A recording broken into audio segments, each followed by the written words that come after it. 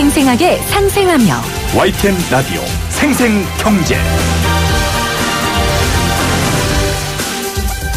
안녕하세요. YTN 라디오 생생경제 김혜민입니다.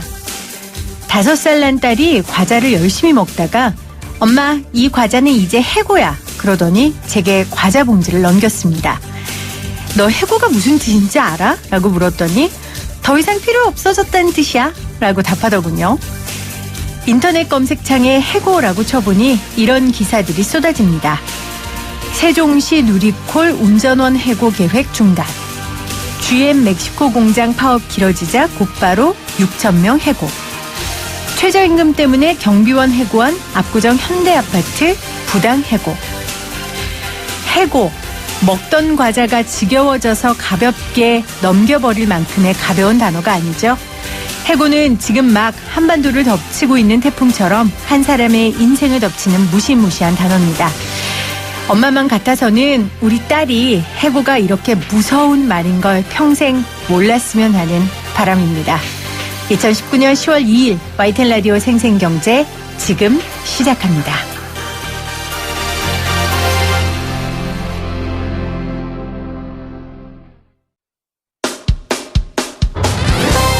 사람을 바꾸는 경제 이야기, 세상을 바꾸는 경제 뉴스. YTN 라디오 생생경제.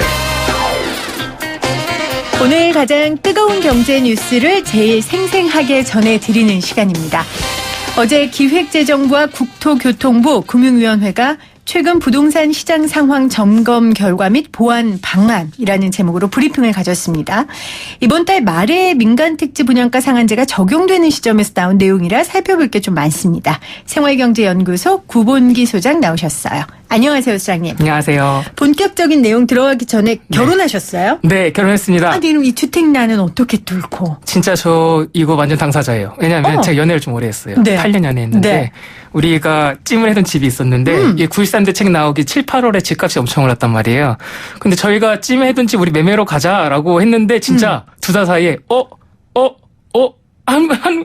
딱 3번 하니까 집값이 훅 오른 거예요. 1억 넘게. 그래서 제가 애인한테 말했더니 애인이 저한테 화내는 거예요. 오빠는 경제 전문가가 그것도 못 맞춰? 이러는 거예요. 그래서 제가 이렇게 말했어요. 아니 내가 그거 알면 자리 깔았지 이러고 있겠냐고요. 지금 그래서 전세로 살고 있습니다. 아, 그렇군요. 제가 보는 경제 전문가 중에 집을 제때 사시는 분들이 없더라고요. 그렇게 하다 끝나더라고요. 돗자리 깔아야 돼요. 제 친구가 그랬습니다. 집을 살 수 있는 건 용기다. 대출을 얻을 수 있는 용기.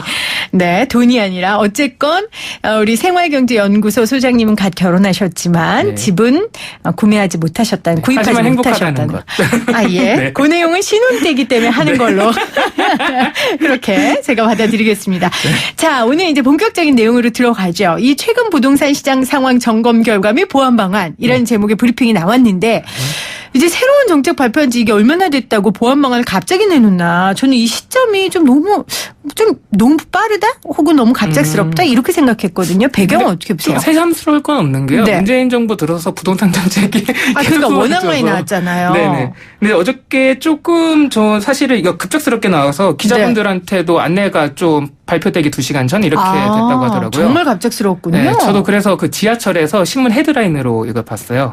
이거 보면서 솔직히 말해서 좀 우선 말씀드릴게요. 저는 주택 문제에 대해서 당사자이기 때문에 급진주의자입니다. 네. 돈이 없기 때문에 급진주의자입니다. 서민이기 때문에. 네, 그래서 조금 화가 났었어요. 네. 이거 우선은 그 신문 헤드라인에 다 나온 내용이 우선은 민간 택지 분양 관련해서는 이제 분양가 상한제를 6개월 유예하겠다 이렇게 헤드라인이 쭉 나오더라고요. 네. 그래서 아니 왜 이렇게 했지? 왜 이렇게 결국 민원을 들어준 거예요. 민원을. 이게 민원을 들어줬는데 들어준 민원을 제기한 사람들은 서민은 아닐 거 아니에요. 그렇죠. 집 가진 분들이 이거 안 된다 우리 막차 연장해줘라 해서 막차를 6개월 연장해 준 거예요. 막차를 6개월 연장해 준 걸 지하철에서 봤죠. 그래서 보고 나서 한참 짜증이 나 있었는데 그래서 사무실에 돌아와서 자료를 딱 출력해놓고 나서 그 짜증이 좀 가라앉았어요. 어저께 발표 내용을 우선 한 줄 평을 하자면은 정확하게 이거예요. 반보 후퇴 열보 전진이다.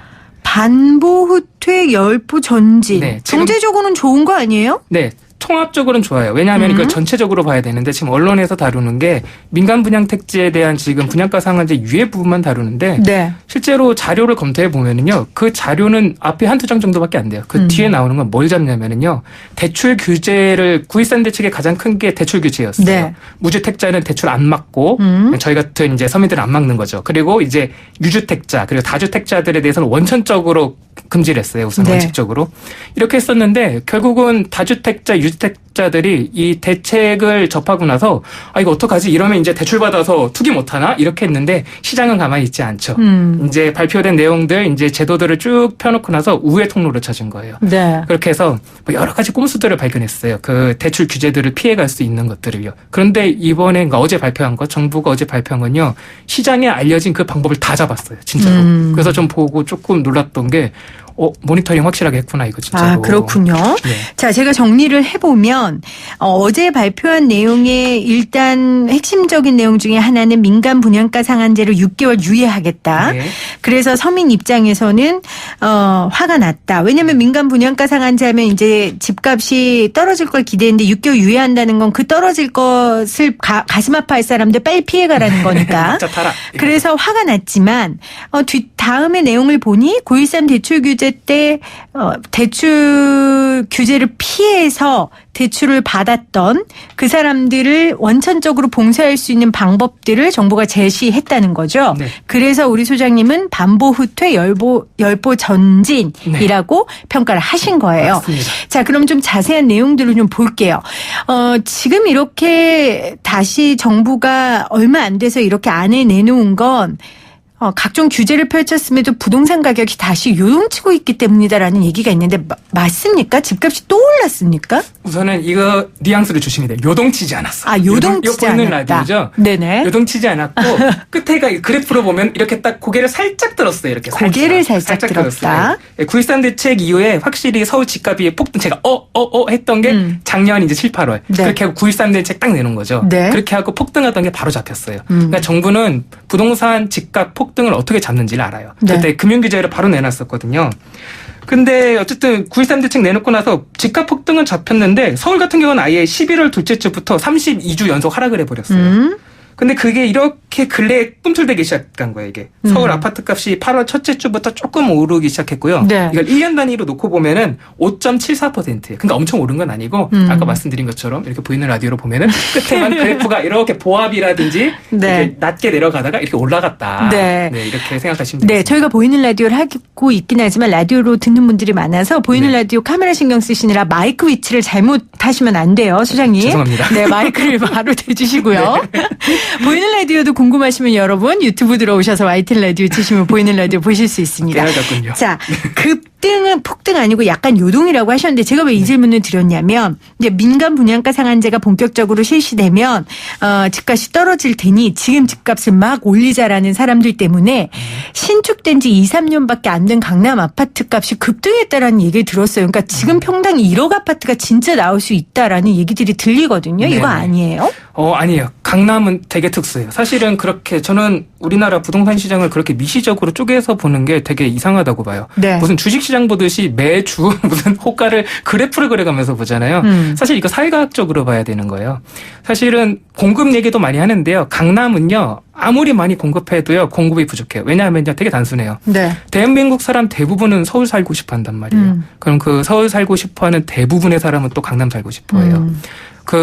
좀 극단적으로 말을 하면은요, 강남 쪽은요, 그러니까 서울, 강남, 대한민국 서울, 강남은요, 대한민국 인구의 2배 이상 되는 정도로 공급을 하지 않는 이상은 그 수요를 충족시키지 못해요. 이런 네. 식으로 접근을 해야 된다고 봐요, 저는. 이렇게 미시적으로 접근을 하면은, 논리의 오류가 자꾸 발생을 해서. 그러니까 어차피 사람들은 강남에 대한 열망이 있고 네. 그러다 보면 강남 집이 얼마나 많이 공급되든 뭐 정책을 어떻게 하든 강남 집값은 불패일 것이다. 이게 왜 그러냐면은 되게 근본적인 것들을 건드려야 돼요. 지금 네. 정부가 저는 잘하고 있다고 좀 보는 게 모니터링을 잘하고 있다고 보는 게 제가 아까 자꾸 말씀드린 게 그냥 꿈틀 조금 올라갔다고 했잖아요. 이때 네. 바로 지금 개입을 자꾸 하는 거예요. 조금씩 관리를 하는 건데 지금 강남 같은 경우는 우선은 9.13 대책하고 나서 잡혔던 게 지금 꿈틀대는 거는요. 약발이 조금 다하고 있다라고 지금 보는 거예요. 9.13의 약발이요? 네. 9.13 약발이 네. 조금 다하고 있다. 그러면은 이렇게 논리를 펼치시는 분들도 계세요. 9.13 약발 다 했으니까 9.13 같은 거 철회해라. 이상한 논리거든요. 거기서 더 이제 얹어야죠. 이제. 그래서 더 얹을 시점이 됐다. 저는 그렇게 생각을 하고 있어요. 기본적으로 건드리려면 아무래도 보유세 같은 것들 건드려줘야 되지 않을까라고 생각해요. 그러니까 약발이 다 했으니 그거 하지 말아라라는 말이 아니라 약발이 다 했으니 더 강력한 약을 써야 된다. 지금 그 말씀이신 아니죠. 거기서 거예요? 더 얹어야 돼요. 제가 이거를 조금 강조하고 싶은 게 뭐냐면요. 네. 바위가 있어요. 근데 그 바위가 있는데 한 손으로 밀면은 그게 안 되는 거예요. 안 밀리면은 이 어떤 부동산 규제 정책을 반대하시는 분들은 그거 한 손으로 그 바위 밀어봤자 안 되잖아. 그 손 떼라고 논법이 나아가요. 네. 근데 그렇게 그건 오류죠. 그 바위를 밀 때 한 손으로 부족하면은 다른 손으로 밀어야죠. 다른 정책이 더해져야 된다. 네. 오늘 정부의 시장안정대책 점검 브리핑에 관해서 우리 지금 생활경제연구소 고분규 소장과 함께 좀 평가를 들어보고 있는데 지금 우리 소장님은 이제 더 정부가 적극적으로 부동산 정책을 해야 된다라고 얘기를 하고 있지만 어떤 사람들은 이번에 정부의 발표 내용이 결국은 민간 분양가 상한제 후퇴고 결국은 문재인 대통령이 이 부동산 정책에 있어서 사람들의 눈치를 보고 가는 거 아니냐. 지금 그런 지적을 하거든요. 거기에 대해서는 어떻게 생각하세요? 정확한 지적이라고 봐요. 정확한 지적인데 후퇴도 맞아요. 그래서 제가 아까 반보 후퇴라는 말을 했어요. 근데 큰 의미의 후퇴는 없어요. 왜냐하면 결국은 시행할 거거든요. 그러니까 그러니까 지하철 막차가 12시에 끊기는데 그걸 새벽 3시까지 연장해 준 정도? 결국 차는 끊긴다. 이렇게 생각하시면 될 것 같고요. 근데 이거는 문재인 정부의 부동산 정책을 펼치는 특수성이에요. 색깔이 있어요. 네. 저 사실 되게 전략적이라고 봐요. 전략적이다. 왜 그러냐면은요. 사실 문재인 정부만큼 국민들 민원에 이렇게 피드백을 잘해주는 진짜 정부가 없었던 것 같아요. 네. 왜냐하면 이번에도 보세요. 이번에도 그냥 솔직히 말해서 대통령령 그냥 시행해버리면 됐는데 민원 그거 수렴했단 말이에요. 민원 수렴해서 그럼 6개월 유예해주겠다라고 했는데 비슷한 게 과거에도 있었어요. 그 주택 공급에 관한 규칙 개정할 때 85제곱미터 이하 그러니까 작은 주택을 공급할 때는 1주택자도 아예 추천 못 들어오게 막아버렸었거든요. 네. 막겠다라고 했었는데 1주택자들이 민원을 제기하니 그걸 또 들어줘서 일부 후퇴했단 말이에요. 근데 재밌는 게 뭐냐면요. 그렇게 일부 수용하면서 피드백을 주고 조금씩 바꾸는 와중에도요. 정책 기조는 아예 안 변해요. 180도 변해서 빠꾸하거나 소위 노빠꾸라고 하죠. 빠꾸를 하거나 아니면 철회를 하지를 않아요. 그러니까 지금 같은 상황도요. 저는 전략적이라고 보는 게 뭐냐면은요. 우선은 민원을 수용했어요. 6개월 우선은 유예해줬단 말이에요. 그러면은 우선 정부가 먼저 양보 카드를 내밀었기 때문에 시장 네. 입장에서는요. 철회하라고 이제는 할 수가 없는 거예요. 이제 이거는 가는 거예요. 그래서 저는 이런 식으로 되게 신압으로 하고 있지 않나 정책들을. 그래서 사실은 저 같은 제 초두의 급진주의자라고 말씀을 드렸잖아요. 그래서 급진적인 사람들한테는 답답해 보일 수 있는데요. 네. 일기한 이것들을 보면요. 결국 할 걸 하는구나. 나아가는구나. 소장님 급진주의자 아닌데요? 그러고 보니까 합리주의자신데요? 아니 이렇게 말씀하셨잖아요. 그러니까 정책 기조는 변하지 않고 결국은 정부가 강약 종간약 이 힘 조절을 하는 맞아요. 거다라고 얘기를 하셨는데 근데 아까 민원수리라고 하셨는데 사실은 이건 민원수리라기보다는 서울시내 공급 때문에 울며 겨자 먹기로 해야만 하지 않았나라는 그런 현실적인 지적도 있어요. 그러니까 이게 무슨 얘기냐면 서울시내의 공급이 좀 많아져야 집값이 잡히는데 그러려면 재건축 없고는 하지 않고는 공급량을 늘릴 수 있는 방법이 서울시내에는 없다는 거예요. 더 이상 너무 포화 상태가 돼서 이런 지적은 어떻게 보세요? 아주 좋은 지적이에요. 이 네. 부분 꼭 말하고 싶었어요. 이른바 공급론이죠. 공급론. 네. 저는 공급론으로 주택시장 접근하는 거는 이제는 끝내야 된다고 봐요. 이제는 끝내야 한다. 왜냐하면 공급론의 기초가 되는 건 뭐냐면요. 공급이 100이 이루어지면 그 100을 무주택 서민들이 가져간다는 전제 하에 그게 성립하는 거예요. 근데 문제는 뭐냐면요. 2008년부터 2018년까지 10년이죠. 네. 10년 동안 전국의 주택이 500만 채 가까이 들었거든요. 근데 절반 이상을 무주택자가 아닌 기존 주택 보유자가 가져갔어요. 그러니까 공급을 하면 그걸 가져가는 거는요. 무주택 서민들이 아니고 돈 가진 유주택자들이 가져간다는 거예요. 근데 이거는 이렇게 당연히 상식적으로 생각하면 당연한 게요. 왜냐하면 지금 이번에 분양가 상한제 얘기 나오는 것도 강남 사구를 중심으로 조금 얘기를 하고 있단 말이에요. 네. 근데 문제는 저희 같은 신혼부부라든지 무주택 서민들은 강남 사구에 바로 입성할 수가 없어요. 그렇죠. 그들만의 리그예요. 아버님이 좀 사시면. 저희는 그런 집이 아니에요. 가능한데요. 제가 네. 며칠 전에 그 경향신문에서 강의를 했는데 청년들 네. 상대로 제가 네. 좀 충격적인 말을 했어요. 부자인 부모를 둔 자녀는 가난할 수 없다. 가난할 수 없고. 네, 특히. 부는 세수 뗀다. 네. 그렇기 때문에 우선은 청년들이 그렇게 좀 무주택 서민이라 한다면 부모님도 그런 무주택 서민인 거니까. 그 강연 들으러 온 사람들 중에 부모님이 부자인 청년들은 없었을 거예요. 물어봤어요, 처음에. 그래서요. 들으러 오지 않았겠죠. 자, 우리 다시 들어가서. 그래서 네. 공급론이 이제 없어져야 하는데 그 이유는 공급론의 지금 전제 조건이 무주택자가 아니라 유주택자이기 네, 때문에 맞아요. 이제는 아니다라는 네. 말씀이신 거죠. 네. 그러면 지금 아까 전에 6개월 유예 준 거, 네. 이게 결과적으로는 그러면 잘한 거라고 보시는 거예요? 왜냐하면 이거 관련해서 뭐 헌법 소원하겠다, 저희가 이제 이혜훈 의원하고도 인터뷰를 하기도 네. 했었는데, 계속해서 여기에 대해서 저항하겠다, 항의하겠다라는 입장들을 보였거든요. 결과적으로는 잘한 거라고 보세요? 저는 사실은 딱히 이거는 가치평가를 내리기가 못해요. 사실 저였으면은 그냥 밀어붙였을 것 같은데, 네. 이거는 문재인 정부 스타일인 것 같고, 그리고 불가피한 측면이 없지 않아 있었다고 봐요, 분명히. 그래서 민원 수리를 받아들인 거에 대해서 못했다라고 평가는 못하겠다. 네. 자, 지금 8328님이 강남은 썩어도 준치다. 이렇게 보내주셨어요. 1776님은 한시적인 시점에 매도하려는 사람 입장에서는 정책이 너무 왔다 갔다 해서 매도하려는 타이밍도 힘드네요. 라고 보내셨어요. 이거 이해해요. 맞아요. 그러실 것 같아요. 자, 다시 이야기를 조금 더 이어가 보죠. 이 분양가 상한제는 피했다 해도 이제 네. 이거는 분양가 상한제를 반갑게 여기지 않는 사람들이 이야기입니다. 주택도시보증공사의 이 고분양가 관리 규정이 그대로 적용되기 때문에 이분들 입장에서는 뭐 6개월 유예해 준다고 해서 우리한테 별다른 거 뭐 오는 거 없어라고 얘기한다는 거거든요. 완전 엄살이에요, 이거는. 저는 아닌 건 아닌 거라고 말하잖아요.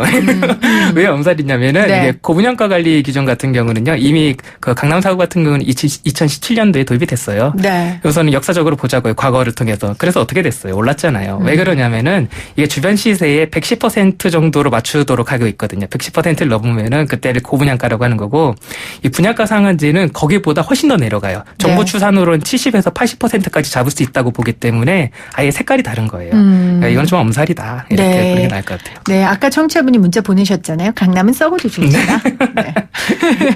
자, 아까 전에 소장님이 말씀하셨던 이번 정부의 발표를 열보 전진을 위한 일보 후퇴라고 했어요. 일보 후퇴는 살펴봤으니까 그럼 열보 전진이라고 생각했던 부분, 이게 바로 대출 규제 이야기인데, 네, 이거 조금 더 자세히 얘기해 주세요. 어떻게 하겠다는 거예요? 너무나 있어요. 너무나 있어요. 자, 아까 초대에 말씀드린 것처럼 9.13 대책의 핵심은 금융규제였단 말이에요. 네. 아까 우리 PD님이 말했어요. 빚내서 집 산다고 사람들. 이건 당연한 거예요. 유주택자들도 현금 부자가 아닌 이상은 빚내서 집 사서 그렇죠. 투기할 수밖에 없거든요. 네. 그 수요를 막겠다는 거예요. 다만 여기서 헷갈리면 안 되는 게 무주택자들 대출을 안 막았어요. 이건 절대 헷갈리면 안 돼요. 무주택자들은 열어두고 유주택자들에 대해서 대출을 막았는데, 이게 개인 대출을 막다 보니까 이게 결국은 전문가들이 모여서 개인을 막았네? 그럼 개인이 아니면 받을 수 있겠네? 이 생각을 한 거예요. 그래서 1인 법인을 설립해버린 거예요.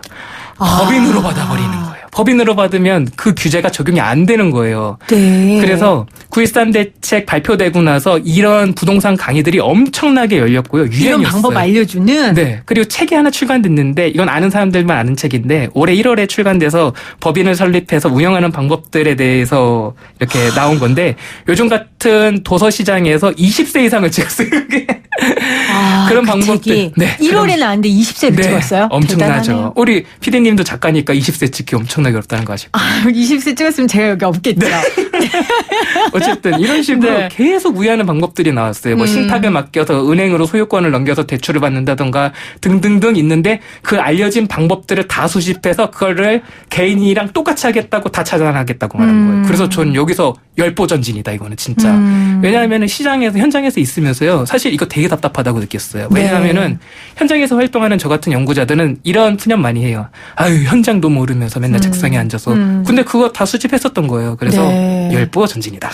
자, 이 인터뷰 들으시면서 불편하신 분들도 분명히 계실 거예요. 왜냐하면 우리나라는 부동산 말고는 자산을 불릴 수 있는 방법이 없어요. 그렇잖아요? 저 같은 서민들, 월급쟁이들은 그래요.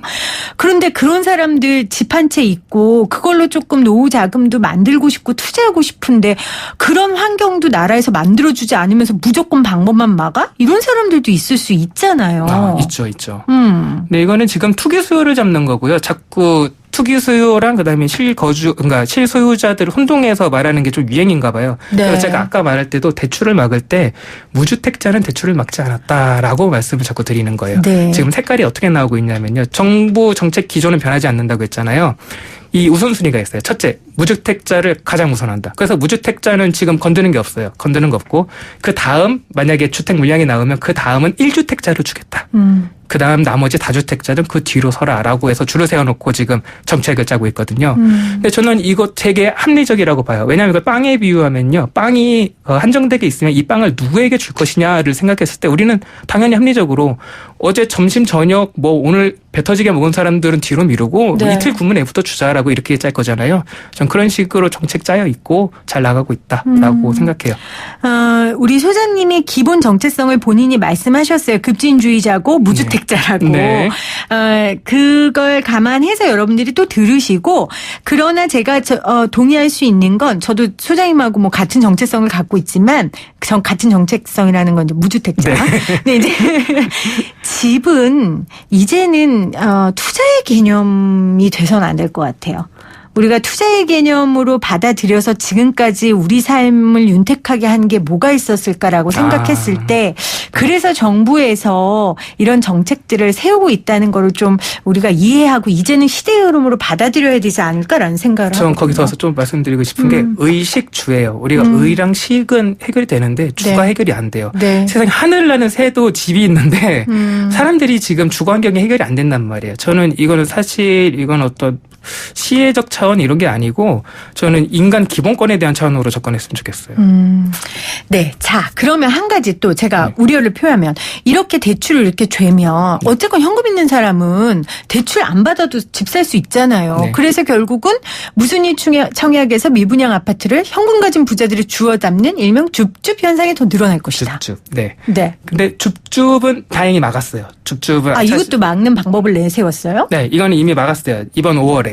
이게 왜 그러냐면은 예비 당첨자들을 80% 그러니까 원래 100명을 뽑으면 당첨자를 거기에 맞춰서 예비 당첨자를 80명을 뽑았었는데 그 뒤에 또 이거를 청약을 안 한 사람들이 생기니까 이제는 무순위로 말 그대로 줍줍할 수 있게 해서 그 부분을 막으려고 80%였던 걸 그러니까 500%로 늘렸어요.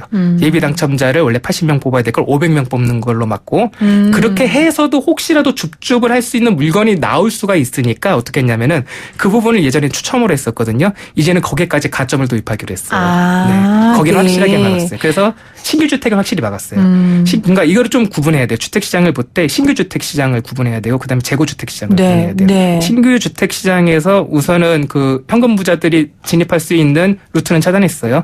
근데 기존 재고주택 시장에서는 지금 막을 수 있는 방도가 없어요. 왜냐하면 현금 부자들은 대출을 받아서 사지 않기 때문에 그렇죠. 대출 규제를 아무리 해도 현금 부자들을 막을 방도는 없어요. 이거는 다른 방식으로 막아야 돼요. 네. 만약에 막는다면. 아마 이제 더 철저하게 시장 조사를 해서 또 제도들을 보완해 나가겠죠. 너무 답답하다고 생각하지 마시고 집은 이제 투자의 개념이 아닌 의식주의 인간이라면 누려야 되는 하나의 권리라고 우리가 좀 한다면 이 정책들이 그렇게 답답하게만 느껴지지는 않을 것 같습니다. 오늘 부동산 시장안정대책 점검 브리핑에 대해서 생활경제연구소 구봉기 수장과 함께 말씀 나눴습니다. 고맙습니다. 수고하셨습니다.